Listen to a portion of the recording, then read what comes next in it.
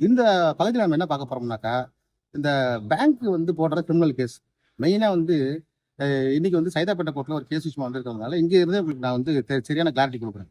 இப்போ உங்க ECS bounce ஆயிடுச்சுங்க. இப்போ பர்சனல் லோனு, பிசினஸ் லோனு, வேற ஏதாவது லோன் வாங்கியிருக்கீங்க. இசிஎஸ் குடுத்துருக்கீங்க. இசிஎஸ் பவுன்ஸ் ஆயிடுச்சு. கேஸ் எங்க போடணும்னா, இங்க தான் போடணும். ஸோ, இந்த லிமிட்டுக்குள்ள ஏதாவது வாங்கியிருந்தீங்கன்னா, உங்க அட்ரஸ் இங்க இருந்ததுன்னா, ஒரு வேளை பேங்கோட ஹெட் ஆஃபீஸ் இங்க இருந்ததுன்னா, 2த்துக்கும் இங்க தான் போடணும். இப்போ இந்த இசிஎஸ் பவுன்ஸ் கேஸ்ன்னு சொல்றாங்க இல்லையா? அதுக்கு பேர் வந்து payment and settlement dispute act 2007. அதுல செக்ஷன் வந்து 25ல போடுவாங்க. இது பார்த்தீங்கன்னா, அது ஒரு பெரிய கிரிமினல் வழக்கு கிடையாது. அதாவது எனக்கு தெரிஞ்சு இதே சைதாப்பேட்டை கோர்ட்ல 9வது கோர்ட்ல வந்து இசிஎஸ் பவுன்ஸ் கேஸ்க்கு வந்து ஒரு நாள் அவர் இருந்தார் கோர்ட்ல அன்னைக்கு ஃபுல்லா. அதுவே முடிச்சு வச்சுட்டாங்க.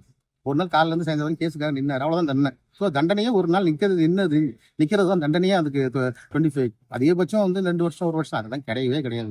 இசிஎஸ் பவுன்ஸுங்கிறது ஒரு சாதாரண கேஸ். இதை பேங்க்காரங்க பெருசா வந்து ஒரு நோட் அனுப்புவாங்க. Case is file criminal case file under section 25 of payment and settlement act ஒன்றும் கிடையாது. இசிஎஸ் பவுன்ஸ் ஆகிறதுலாம் சாதாரணமான விஷயம். இப்போ எலக்ட்ரானிக் கிளியரிங் சர்வீஸ் லோன் கொடுக்கும்போது அக்ரிமெண்ட்ல சைன் போடுறீங்களா, அவன் செக்கை போடுவான், பவுன்ஸ் ஆகும். அதுக்கு காரணம் செஞ்சுக்கலாம். என்ன சார் இந்த மாதிரி வந்து எங்களால் செக் பவுன்ஸ் இருக்கு, ஒரு பெரிய கிரிமினல் குற்றமெல்லாம் கிடையாது. இது வந்து பார்த்தீங்கன்னா டெலிக்வன்சி இந்த பேமெண்ட்ஸ் அவ்வளோதான், அப்படிதான் வருமே தவிர இது ஒரு பெரிய தண்டனைலாம் கிடையாது. அதனால நிறைய பேர் என்ன சொல்றாங்க, சார் இந்த மாதிரி லோன் வாங்கியிருக்கேன் சார், எங்களுக்கு வந்து பிஎஸ்எஸ்ஐ ஆக்ட் 25 செக்ஷன்ல கேஸ் போட்டிருக்காங்க. எதுவுமே கிடையாது. அந்த கேஸ் வந்து நிற்கவே நிற்காது. முதல்ல பேங்க்காரங்க போட்டாங்கன்னாக்கா சும்மா பேருக்கு போட்டு பயமுத்துறதுக்காகத்தான் அந்த payment and settlement dispute act வந்து கேஸ் போடுவாங்களே தவிர அதுல தண்டனை ஒன்றும் கிடையவே கிடையாது. இசிஎஸ் பவுன்ஸ் வந்து நம்மளே சொல்லிடலாம்.